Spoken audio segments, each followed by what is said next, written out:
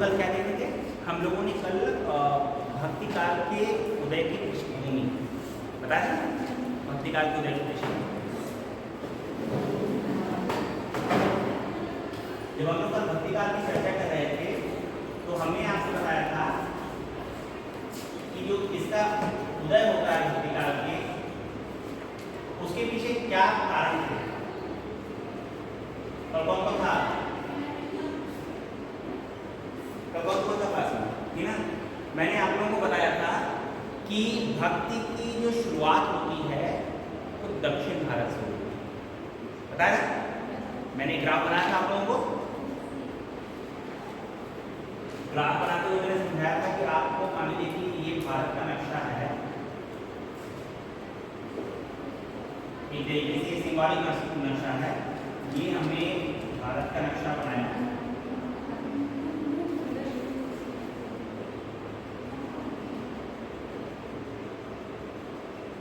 ये भारत का सिंबॉलिक नक्शा है, ठीक है ना?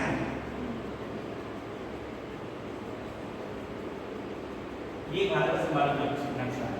हमने आपसे कहा था कि भक्ति की शुरुआत 1318 ईस्वी में शुरू होती है, हिंदी पट्टी में भक्ति काल की शुरुआत होती है और उस समय दिल्ली सल्तनत पर मुस्लिम शासकों का साम्राज्य स्थापित हो चुका था।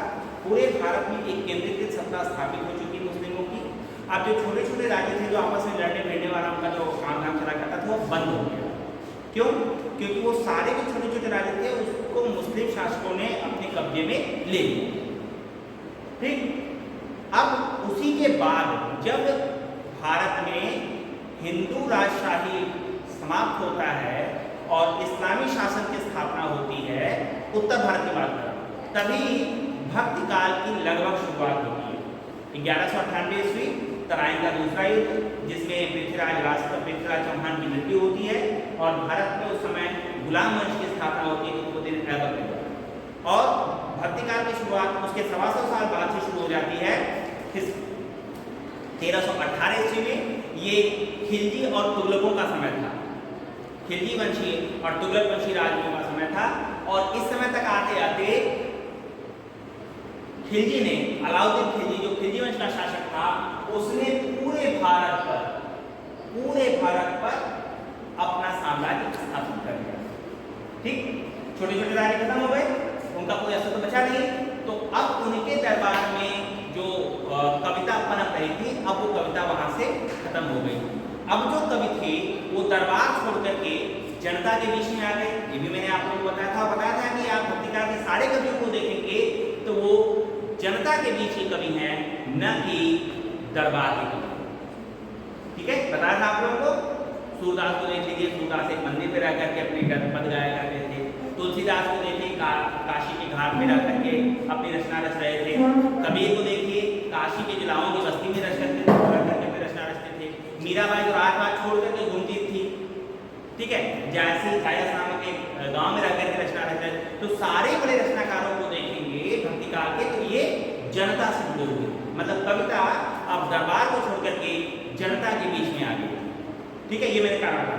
और मैंने बताया था कि जो भक्ति की शुरुआत होती है, भक्ति के आंदोलन, भक्ति काल की जो उदय के कारण ये थे, जब हम कारणों की चर्चा कर रहे थे कि क्या कारण थे, तो हमने 3 मत आपको बताए थे। पहला मत ग्रियर्सन का था। ग्रियर्सन ने क्या कहा कि ये ईसाइयत का प्रभाव है, ईसाइयत की वजह से।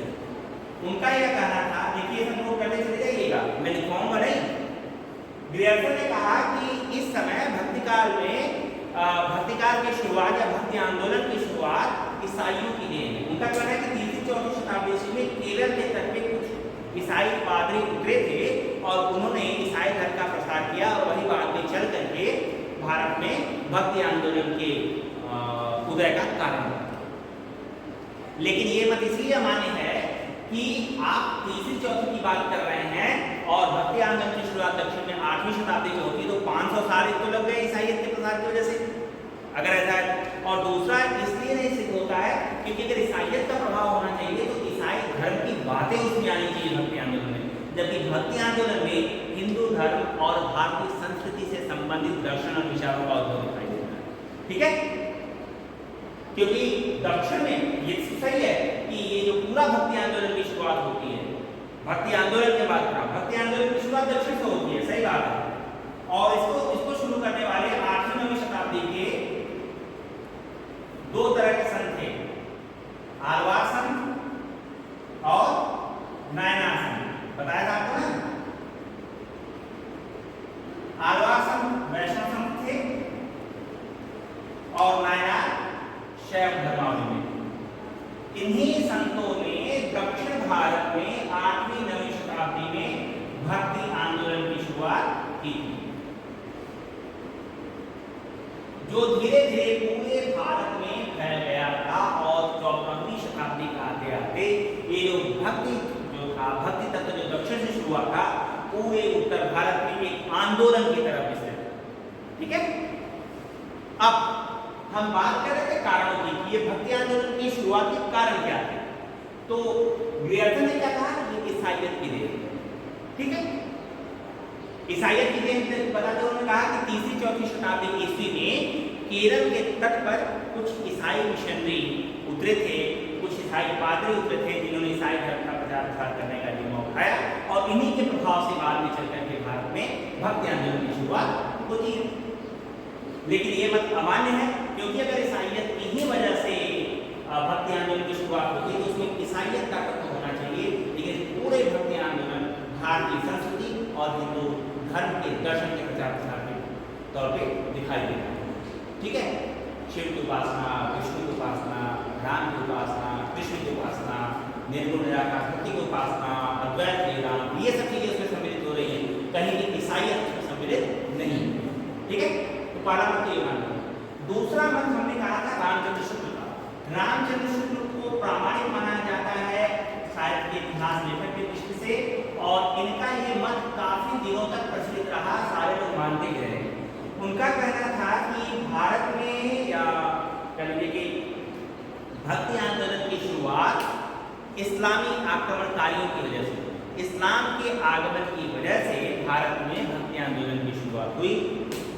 ठीक, उनका कहना यह है कि जब पूरे भारत में इस्लामी शासन की स्थापना हो गई तो इस्लामी राजवंश कट्टर थे और अपने धर्म के प्रचार प्रसार के लिए कट्टर तरीके से और असहिष्णु और सांप्रदायिक तरीके से इसका प्रचार प्रसार कर रहे थे। हिंदू धर्म के लोग देख रहे थे, उनके सामने उनके मंदिर ढहाए जा रहे हैं, उनके देवी देवताओं की मूर्तियां तोड़ी जा रही हैं। ठीक है, तो ऐसे में जो हिंदू जनता थी बड़ी उदास हो गई, निराश हो गई, हताश हो गई, क्योंकि उसके सामने उसके देवी देवता के तोड़े जा रहे थे। उसने देखा कि उसके सारे राजा पराजित हो चुके हैं, सारे राजाओं को मुसलमानों ने पराजित कर रखा है, उनके हिंदू राजाओं को, और अब उनके देवस्थलों को भी तोड़ रहे हैं, उनके मंदिर मूर्तियों को तोड़ रहे हैं। ऐसे में इस हताश निराश हिंदू जनता के पास ईश्वर की शरण में जाने के अलावा और कोई उपाय नहीं। मतलब कि आदमी जब बहुत दुखी होता है तो किसकी शरण में जाता है? भगवान की शरण में जाता है ना। आपके घर पे कोई आपदा विपदा आ जाए, आपके हमारे घर पे, तो हम सब जानते हैं कि सब कुछ करने वाला भगवान है, वह दुख भी देता है, सुख भी देता है, सब लोग मानते हैं। लेकिन फिर भी उस दुख से मुक्ति के लिए हम भगवान के पास जाते हैं। हम जानते हैं कि ये दुख भगवान दे रहा है, तो जो दुख देता है उससे हमें दूर होना चाहिए ना। लेकिन भगवान के संबंध में ऐसा नहीं होता। जब हमें दुख मिलेगा तो हम बार बार भगवान के पास जाएंगे, भगवान इस कष्ट में, हम जानते हैं कि वो हमें दुख दे रहा है, फिर भी हम उसी से मुक्ति के पास जाते हैं। तो भारतीय जनता ये देख रही थी कि उसके मंदिर तोड़े जा रहे हैं, उसके देवी देवताओं की मूर्तियां तोड़ी जा रही है, इसके बावजूद भी उसको अपने धर्म पर से अविश्वास नहीं होता है, बल्कि और वैरागी होकर के और हताश होकर के वह अपने ईश्वर की शरण में जाता है।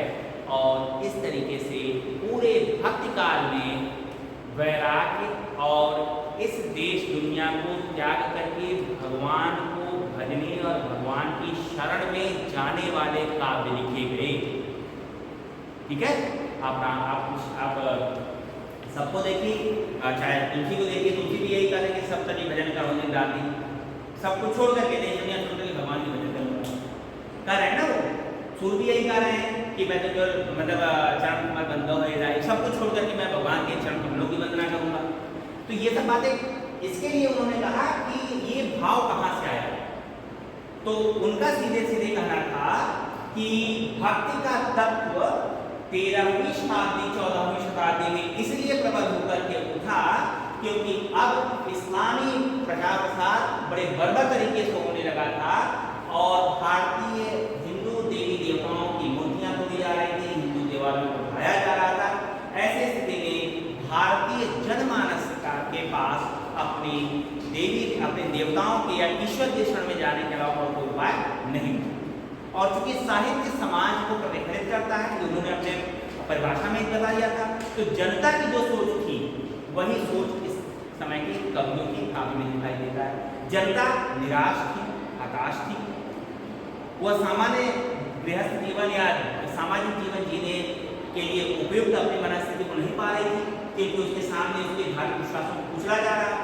तो धीरे धीरे ज्यादा धार्मिक हो रही थी, ईश्वर की शरण में जा रही थी। तो जब ये भाव जनता में था, यही जनता का भाव साहित्य में हमें दिखाई देता है। क्यों? क्योंकि साहित्य की परिभाषा बताते हुए कहते हैं ना कि साहित्य जनता की संचित चित्रवृत्ति का प्रतिबिंब है। मैंने आपको शुरू में बताया था। तो इन्होंने कहा कि ये किसकी देन है? ये इस्लाम की देन है। रामचंद्र शुक्ल ये मानते हैं कि जो भक्ति है वो इस्लाम की देन है। ग्रियर्सन ये मानता था कि जो भक्ति तत्व है, भक्ति आंदोलन है वो ईसाइयत की देन है। लेकिन इसके बाद आते हैं हजारत शाह द्विवेदी। हजारत शाह द्विवेदी ने इस मान्यता का खंडन किया। किस तरह खंडन किया? पहला तो उन्होंने ये कहा कि अगर हम पहले तो उन्होंने यही कहा कि मैं जोर देकर कहना चाहता हूं कि अगर भारत में इस्लाम न भी आया होता तो भी भक्ति का स्वरूप या हिंदी साहित्य का स्वरूप 12 आना वैसा ही रहता जैसा वो आज है। मतलब इस्लाम के आगमन का प्रभाव उन्होंने केवल 4 आना माना, मतलब 25% माना। बाकी 75% तो मानते हैं कि हमारा साहित्य वैसा ही रहता जैसा वो आज है। तो उन्होंने इसका विरोध कैसे किया या इस मान्यता का खंडन उन्होंने कैसे किया? उन्होंने कहा कि अगर इस्लाम की ही वजह से भारत में भक्ति आंदोलन की शुरुआत हुई है तो ये प्रक्रिया सबसे पहले तो पश्चिमोत्तर सीमा प्रांत में घटित होनी चाहिए थी ना। आप देखिए, आपको पता है ना कि पश्चिम कौन है, पूरब कौन है?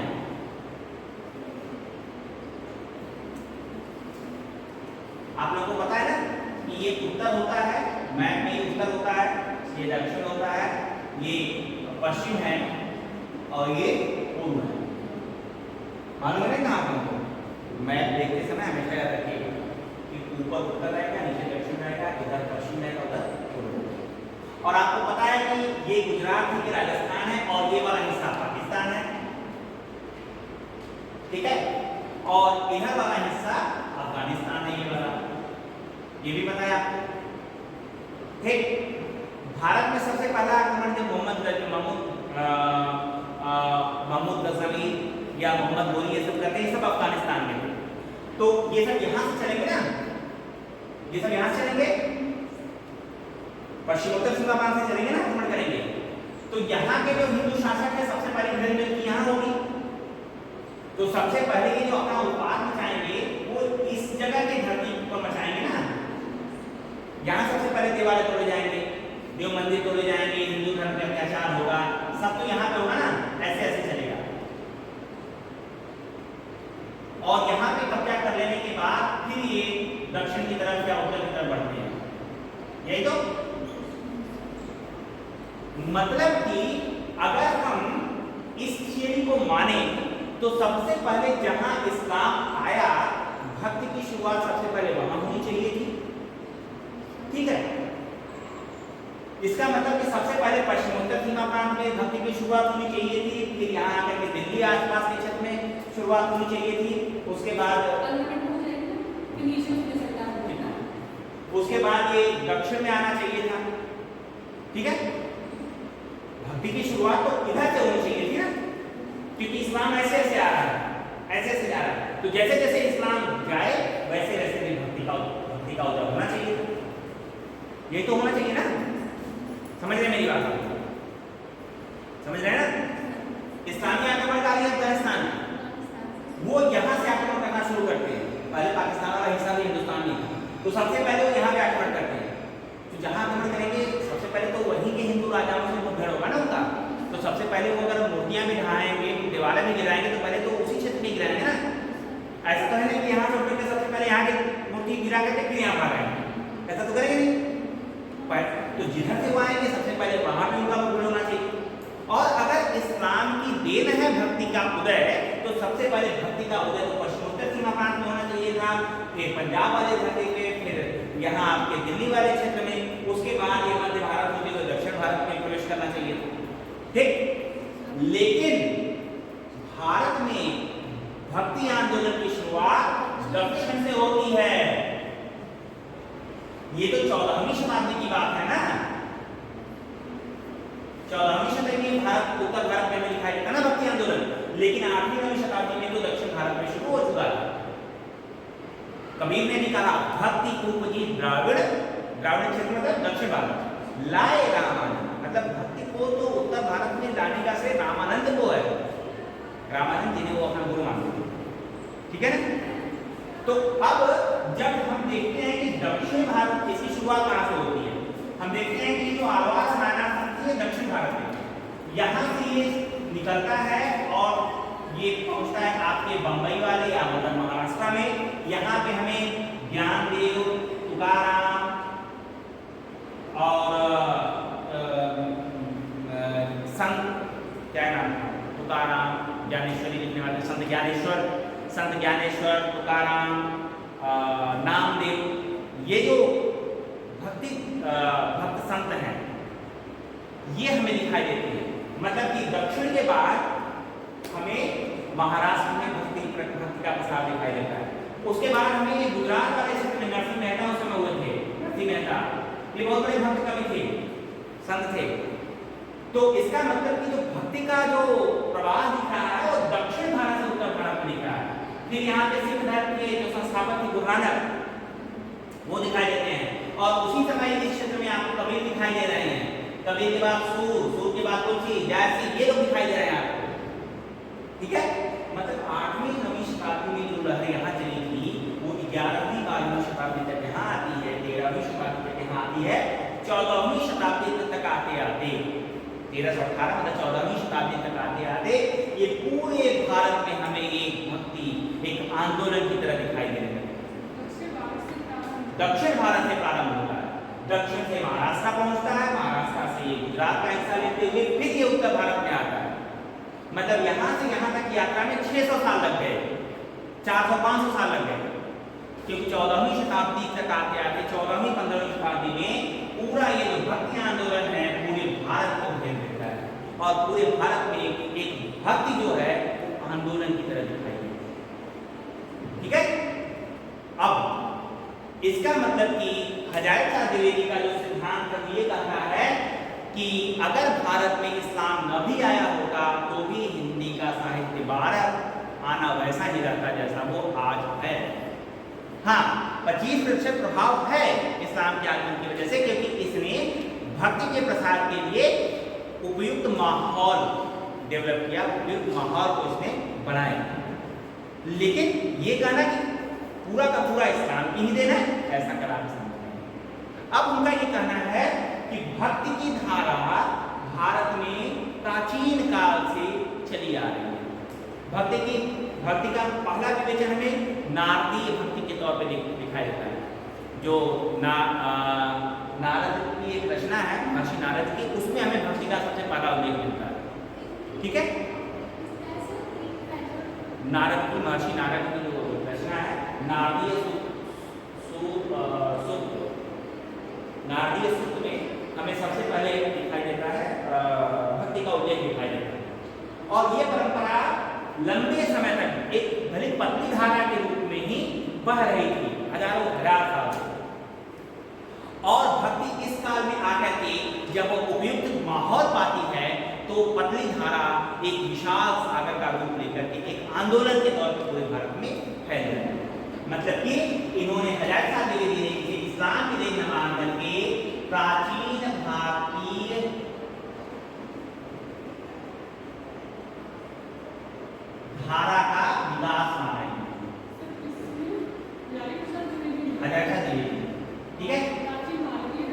हाँ, प्राचीन भारतीय धारा मतलब एक धारा के तौर पे भक्ति प्राचीन काल से भारत में बह रही थी। बस इस समय वो उपयुक्त माहौल पा गई।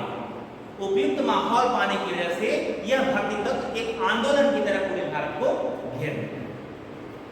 ठीक है, इतना समझ आया तुमको? समझ आया ना? अब जैसे रामकुमार वर्मा है, वो भी इसको इस्लाम की देन मानते हैं, मतलब रामकुमार वर्मा इस्लाम की तरह इसको इस्लाम की देन मानते हैं, लेकिन हिदायत शाह द्विवेदी का मत ज्यादा तर्क